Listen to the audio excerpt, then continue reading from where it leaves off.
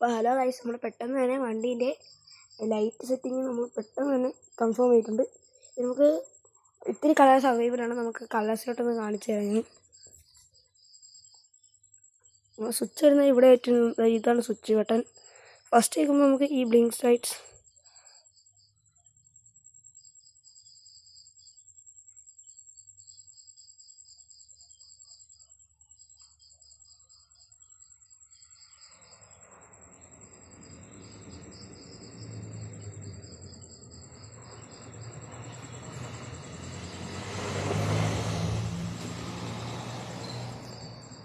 അപ്പോൾ ഇത്രയാണ് ഗൈസ് ഈ നമ്മളിപ്പോൾ ചെയ്തിരിക്കുന്ന സൈക്കിൾ.